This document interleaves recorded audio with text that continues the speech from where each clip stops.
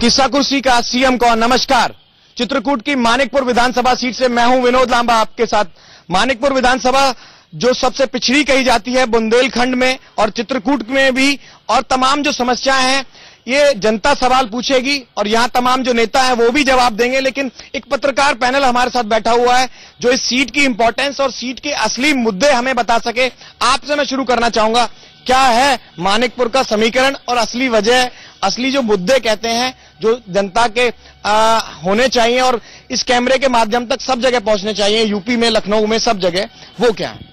देखिए, मानिकपुर चित्रकूट की सबसे पिछड़ी विधानसभा है। चित्रकूट में 2 विधानसभाएं हैं और मानिकपुर एक ऐसा स्थल है जहां पे तमाम सारी प्राकृतिक गुफाएं हैं। सबसे पिछड़ा बुंदेलखंड, जी हाँ, और चित्रकूट का सबसे पिछड़ा इलाका है मानिकपुर, जिसे पाठा के नाम से जानते हैं। ये सीधा सीधा पत्रकार बंधु ने कहा जो रामराज के समय जब राम हुआ करते थे, हिस्ट्री के भगवान राम थे, उसकी हालत में आज भी कोई जस के तस है, कुछ नहीं हुआ है। कहां रोजगार दिया है? क्योंकि मानिकपुर विधानसभा में जहां जनजाति की बात है, तो जनजाति के माने वर्षों की बात, माने जो वर्तमान के हालात है काफी उनकी स्थिति ठीक है। जहां लकड़ियों में 95% लकड़ी लेके करबी और बांध आते थे, आज की तारीख में मुश्किल से 10-15% लोग आते। ये बात सही है कि हालत उनकी ठीक नहीं है। उनके बीच में बेरोजगारी है, अशिक्षा है, तमाम असुविधाओं के बीच में वो लोग जी रहे हैं। लेकिन उनको उनकी जो मांग है, मेन मांग कि हमको अनुसूचित जनजाति का दर्जा मिले।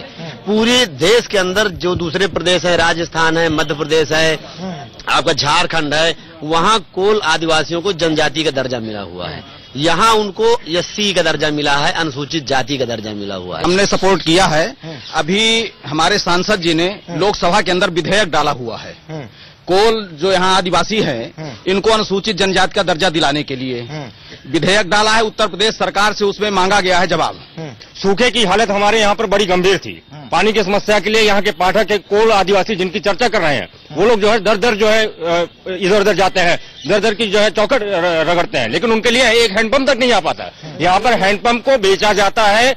और दूसरी चीज की यहाँ पर जो पशु हैं, इंसान की बात छोड़िए, जो यहाँ के सर्वे आया है 1 महीने में 1000 गाय और जो जानवर है यहाँ पर मारे गए हैं। जिस तरह का बुंदेलखंड एरिया है, जिस तरह से यहाँ कमियां हैं, सेंटर के बड़े पैकेज के बिना ये हल नहीं होगा। ये मैं कह रहा हूँ, ये किसी का आरोप नहीं है। नहीं, ये बड़ा पैकेज दिया गया है, सेंट्रल से आया है। खेत तालाब योजना भी प्रारंभ हुई है। माननीय प्रधानमंत्री जी ने खेत तालाब योजना लागू की है। आज भी कोल आदिवासी जिस प्रकार आजादी के पूर्व था, आज भी वो उसी प्रकार लकड़ी काट कर अपना जीवन यापन करता है और मजदूरी की सबसे मूल समस्या है लोगों की, आप भी जानते हैं कि पानी, बिजली, रोड।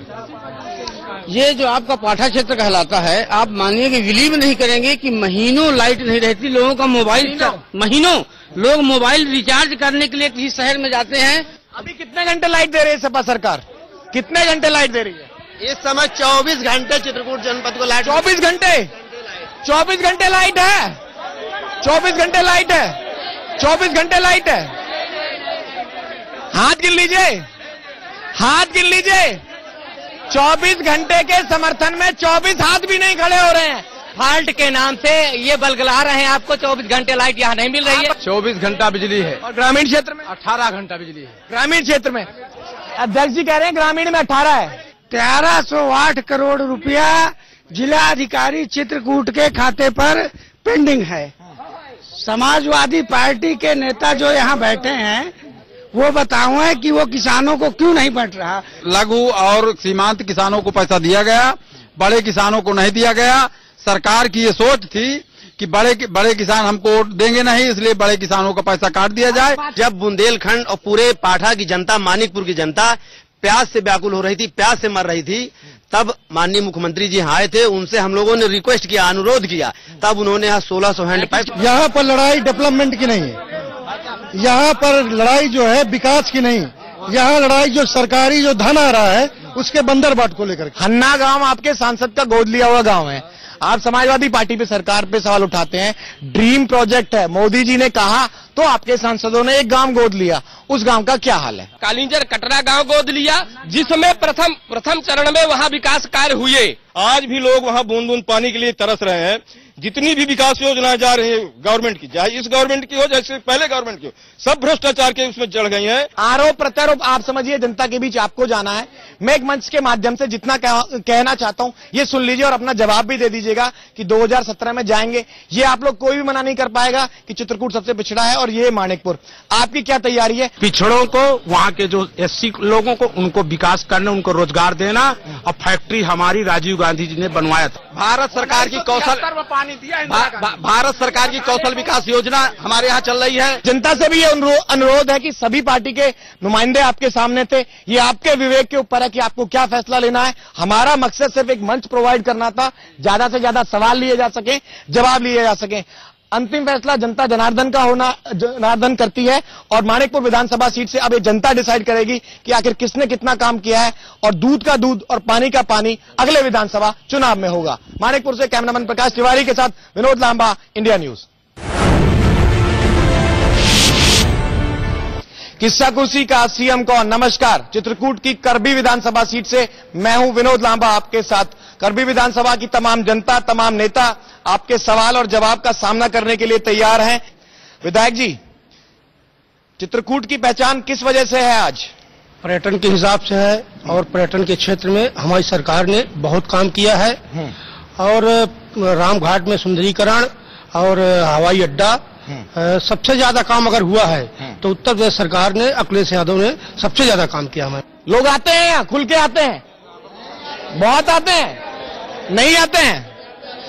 जो पर्यटन के क्षेत्र में यहाँ काम होना चाहिए वो नहीं हो पाया। विधायक जी कह रहे हैं साधन सुलभ नहीं है यहाँ साधन सुलभ नहीं है, अच्छे होटल नहीं, लोगों को रुकने के लिए अच्छी जगह नहीं मिल पाती है। और सबसे बड़ा जो लोगों के मन में भय व्याप्त है वो दस्यु प्रभावित क्षेत्र होने का। अशोक जाटव जी, बांदा लोकसभा के अंतर्गत आती है ये विधानसभा की सीट, सेंटर में आपकी सरकार है, क्या आपके पास कोई योजना है चित्रकूट को लेके? भारतीय जनता पार्टी आज भी राम मंदिर को लेके चलती है, उसको हम भारतीय जनता पार्टी कभी नहीं भूली।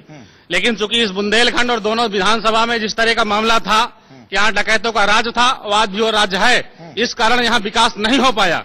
दोनों विधानसभा का यही हाल है, और ना विकास होने के कारण इन दोनों सरकारों का, ये पहले ये आए फिर वो आए, और दोनों ने डकैतों को संरक्षण दिया, और राजनीतिक संरक्षण है पूरी तरह से आज भी है।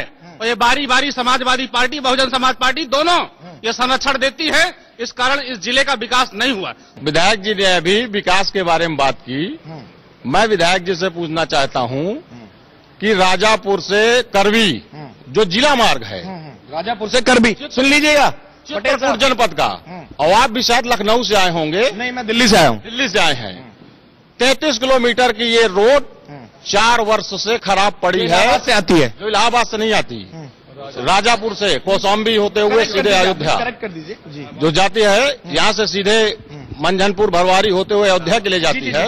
ये 33 किलोमीटर इतना उखड़ा है कि हमारे पूरे तिरहार क्षेत्र की जनता इस 4 वर्षों से आज भी बिगड़ी है। आप जा सकते हैं देख के। मेरे 4 साल में आप विकास की बात कर रहे थे, पर्यटन की बात कर रहे थे, सड़क का जिन्होंने नाम लिया वो करबी विधानसभा में आती है कि नहीं आती? पहले तो यही बोल दीजिए। राजापुर से जो रोड आती है ये मुख्यमंत्री घोषणा में है, और ये बन भी चुकी है परचितपुर के आगे तक। 33 किलोमीटर का पैच आज भी खराब है। सवाल ये है विधायक जी, 33 किलोमीटर का जो पैच है वो आज भी खराब है। 20 किलोमीटर परसिद्धपुर के और आगे तक बन गया है, और काम और कितना समय चाहिए?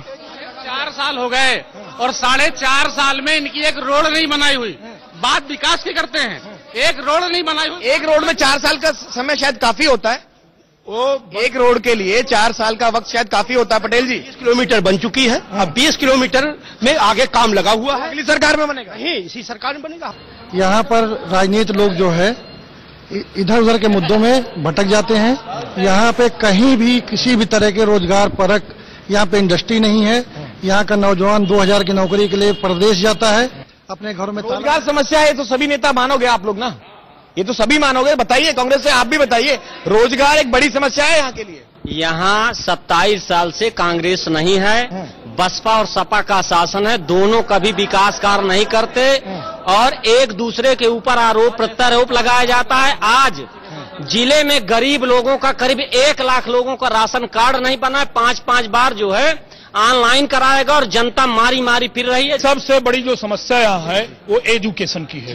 यदि शिक्षा का विकास नहीं होगा तो सपा बसपा के लोग चाहते हैं कि लोग शिक्षित न रहें, लोग नियम कानून न समझें, लोग संविधान न समझें, और जो अशिक्षित लोग रहेंगे वो सब हमारे पीछे पीछे घूमेंगे और हमारी सपा बसपा की सरकार रहेगी और हम लोगों को मूर्ख बनाएंगे। हमारे पीछे भीड़ चाहिए, इसलिए यहां सबसे बड़ी शिक्षा की समस्या है। यहां कोई जीआईसी नहीं है, नगर में जिला बनने के इतने साल हो गए, यहां कोई नगर में पॉलिटेक्निक कॉलेज नहीं है, यहां लड़कियों के लिए कोई अलग से कॉलेज नहीं है, यहां शिक्षा की कोई समुचित व्यवस्था नहीं है। हमारे चित्रकूट जनपद में विगत 4 वर्ष से केंद्रीय विद्यालय की स्थापना रखी गई। आज तक सांसद जी ने केंद्रीय विद्यालय की बिल्डिंग के निर्माण के लिए आज तक कोई प्रयास नहीं किया गया। भाजपा के लोग पर्यटन के लिए बात करते हैं। उत्तर प्रदेश सरकार ने 24 घंटे लाइट दी चित्रकूट के लिए, रामघाट का सुंदरीकरण, 3 घंटे लाइट आती है। ठीक है, पहले आप जवाब दे दीजिए क्योंकि सेंटर से सवाल ज्यादा पूछे जा रहे थे। भाई किसानों के लिए आप लोग क्या कर रहे हैं? आपके पीएम साहब, ये भी एक निकला था कि पीएम साहब घूम तो रहे हैं, किसानों को और आदिवासियों के लिए कुछ नहीं कर रहे हैं। बुंदेलखंड की हालत जस की तस बनी हुई। यहाँ राज्य कार्यदायी संस्था, सुन लीजिए, कार्यदायी संस्था उत्तर प्रदेश सरकार है। केंद्र सरकार द्वारा पैसा भेजा गया, आज तक इनके द्वारा बांटा नहीं गया, उसको पूरी तरह से बंदर बांट किया गया। वहां जो राशन आता है आज भी इनके घरों में रखा हुआ है कोटेदारों के, और वो सड़ गया। जो ये लिस्ट बनाते हैं कोटेदार वही देते हैं। सेंट्रल ने किसानों के लिए कोई पैसा नहीं दिया। उत्तर प्रदेश के मुख्यमंत्री ने जब सूखा पड़ा तो सब काश्तकारों को 9-9 हजार का चेक किसानों को देने का काम किया, और उसके बाद पैसा कहां से आता है? पैसा राज्य सरकार का था, सेंट्रल गवर्नमेंट से आता है ना पैसा तो सेंट्रल गवर्नमेंट। सदर के विधायक जी को फिर ये भी नहीं मालूम कि जो किसानों के लिए जो राशन के लिए पैसा आता है उसको केंद्र सरकार भी फंडिंग करती है ना, उसकी केंद्र सरकार से फंडिंग होती है। केंद्र सरकार ने राज्य सरकार के खाते से पैसा, राज्य सरकार ने पैसा दिया है। केंद्र सरकार ने प्रदेश सरकार को 200 करोड़ रुपए प्रदेश सरकार को किसानों के लिए और यहाँ के विकास के लिए 2784 करोड़, जिसमें से प्रदेश सरकार 700 करोड़ रुपए आज भी केंद्र सरकार से ले नहीं पा रही है। ठीक है, ठीक है। अब ये जनता को डिसाइड करना है कि किसके वादे कितने हैं, किसके वादों में कितनी सच्चाई है और किसने कितना काम किया।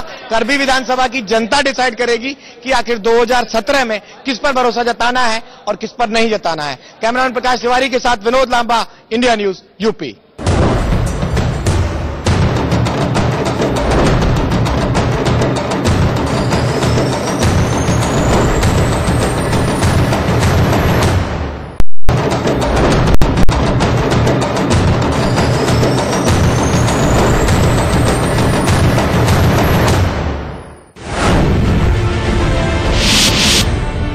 किस्सा कुर्सी का सीएम कौन? नमस्कार।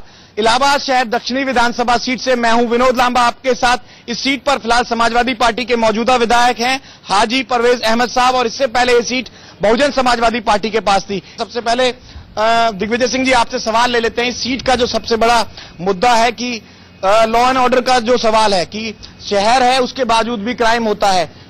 हमारे विधायक इलाहाबाद दक्षिणी हाजी परवेज अहमद जी ने जनता के जितने भी काम हो सकते थे वो सारे काम किए हैं। जैसे अस्पताल में अल्ट्रासाउंड मशीन दिया उन्होंने कालवन में, रोड पटरी गली जितनी भी बन सकती थी, जो भी चीजें बनवाना था वो उन्होंने बनवाया।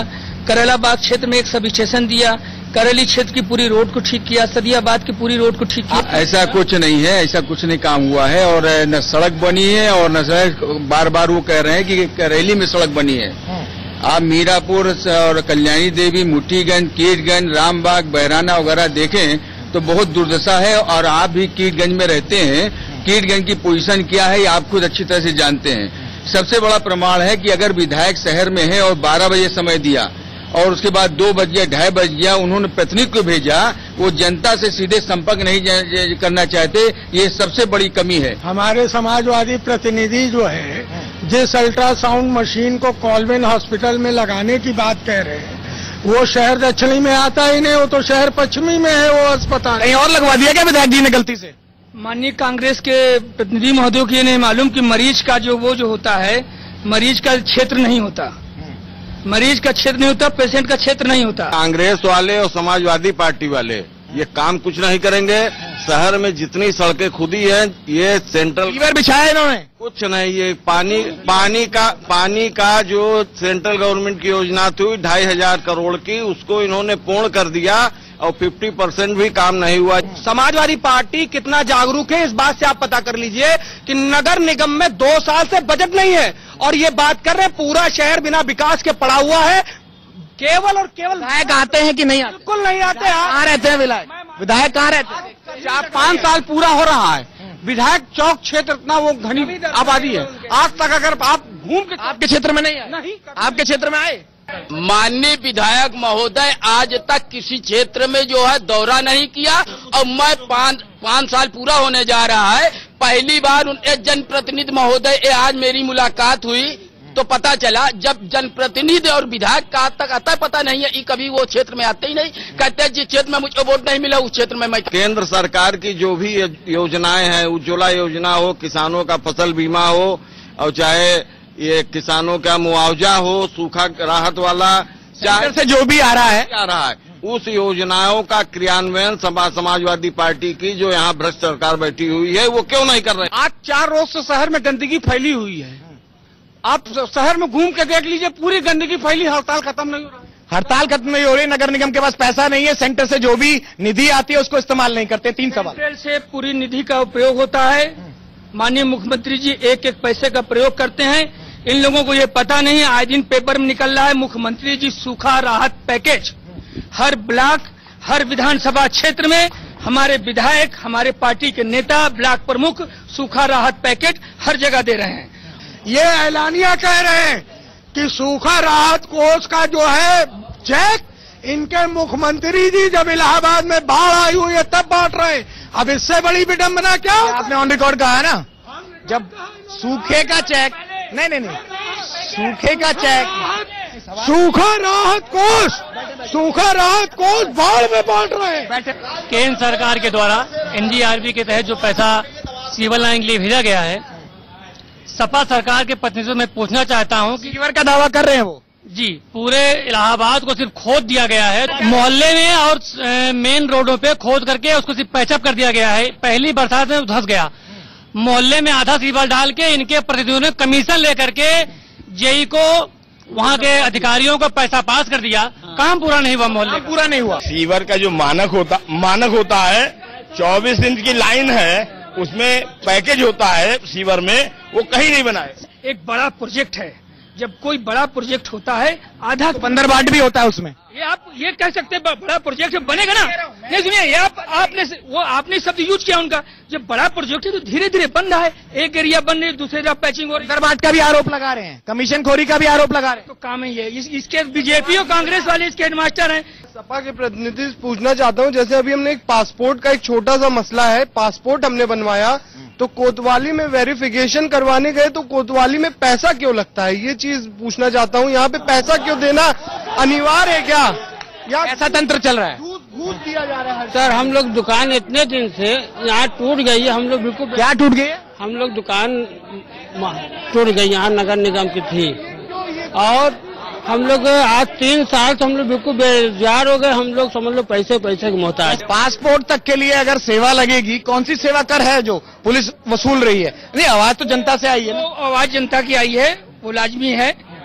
वो क्यों इनसे जब मांगा गया पैसा तो आज ये प्रेस में बता रहे हैं, हमारे विधायक को बताते, सपा के कार्यकर्ता। आपने विधायक जी यहाँ मिलते ही नहीं है, अपने सांसदीय विधायकी क्षेत्र में आते ही नहीं है विधायक जी। विधायक मिलेंगे तो बताएंगे ना, ये जवाब है। घर पे विधायक जी आएंगे कि उनको पता है कि आपका पासपोर्ट बन रहा है, 4.5 लाख जनता है, 5 लाख जनता क्षेत्र में, किस जनता को किस थाने में पासपोर्ट, किस जनता को क्या जरूरत है ये जनता डिसाइड करेगी और जनता इसका फैसला करेगी कि आखिर इस सीट पर क्या फैसला लेना है। 2017 विधानसभा सीट पर फिलहाल किस्सा कुर्सी में इतना ही। कैमरामैन प्रकाश तिवारी के साथ विनोद लांबा, इंडिया न्यूज।